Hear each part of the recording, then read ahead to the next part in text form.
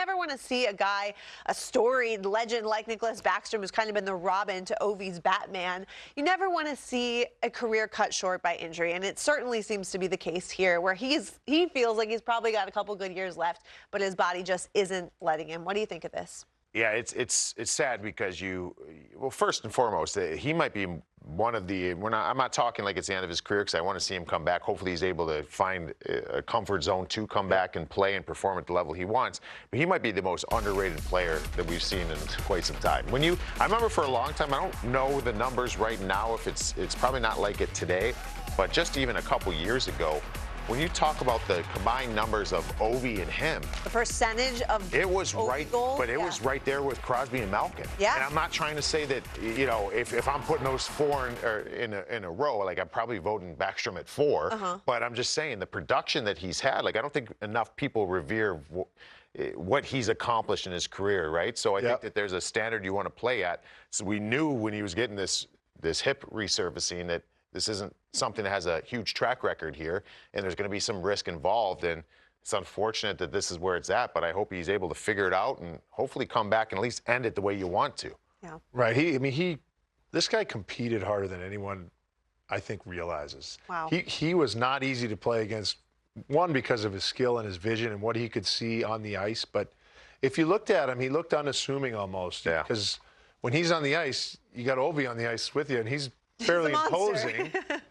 So you think, okay, well, I'll just try and take care of this guy. And you get in a face-off with him, and he's freakishly strong, and he competes more than anyone can give it credit for. And you can't really, the TV doesn't do it justice. You have to get into a battle to realize how strong this guy is. He's just an incredible competitor. He was really difficult to check, really difficult to cover, and hopefully he can come back. And because I'd love to see Backstrom to Ovi for the record. For the record goal, Yeah, I know. That's it would be so fitting. I mean, I don't think Ovi would imagine it any other way. Right. He's just been feeding him for however many goals we're at now, 800 plus. Yeah. Incredible stuff. So, Backy, if you're watching, we wish you well, and we certainly hope to see you back on the ice soon. The second part of this is I think there are some questions being raised, and I know you mentioned this in our meeting too. Does this have an impact on Patrick Kane's future as a currently unsigned free agent? This is the same surgery Kaner just had done in the offseason. We know he's back on the ice. He's expected to be 100% in December. Now, I guess this is just one hip for him instead of both, like Backstrom. Backstrom's only a year older than Kane. What do you think? So I think because he's a UFA, he could probably go and talk to other teams and their medical and all of the personnel in there to make sure. But you know, from what you've seen on social media or on the internet, it looks great. Now the grind of a game and things that happen that aren't in an uncontrolled environment is obviously different. I think maybe some teams that were on the fence might pull out, but I think there's probably a number of teams, and you know, who knows? Patrick Kane's not Nick Backstrom. True. It's just out there that, hey, this didn't really work out for him, and it's a major, I think it's a major process to get it healed up and fixed. Now those videos look, you know, they look great. He looks awesome. Looks like Patrick Kane to me. Yeah. And hopefully not, because I'd love to see Patrick Kane back in the league doing what he does. It's a lot of fun to watch.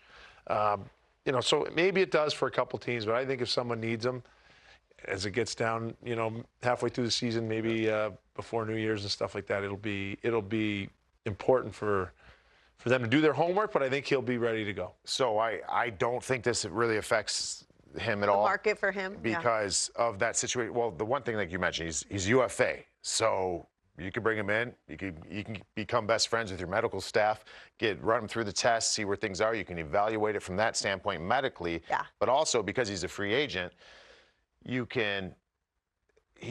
doesn't have a current contract and is under contract with another team where you'd have to give up assets to get him. Right. Maybe this, you know, if he was potentially going to sign a one-year deal for $2 million, maybe some teams are like, well, because there's a little bit of risk here, if he's going to be able to stay, like we can't use that $2 million against the cap. Maybe it's just for league minimum. But I don't think money's necessarily the thing for Patrick Kane at this point. Right. I don't want to speak for him. No, he wants to win again. But he wants to win. So I don't really find it going to change too much with him because it's a low risk, high reward potentially situation. Because if he comes in there at league minimum or $1 million, right, and unfortunately it doesn't go good, it's a roster spot. It's not like you're changing the rest of your roster build to get him in because he's a UFA. So we'll see. But I hate both these. Two great players. Yeah. One of them, I hope Backy, like we talked about, figures it out. I hope Patty Kane gets back at some point this year. I hope he lights it up because I want to see some more shows. Me too. I mean, we saw him just a little bit with the Rangers, and I think he would even say it wasn't as much as he was hoping for from a production standpoint. But I don't know, maybe. He was hurting. Yeah. Yeah, exactly. He needed the surgery. So I don't know. I still think that he's young enough and skilled enough. My gosh, one of the best goal scorers, at least American-born goal scorers of all time. Love to see him back on the ice. And I'd love to see him in a Stars sweater. I thought that would have been a nice fit back at the trade deadline last year. He ends up going to the Rangers. I don't know. We'll see.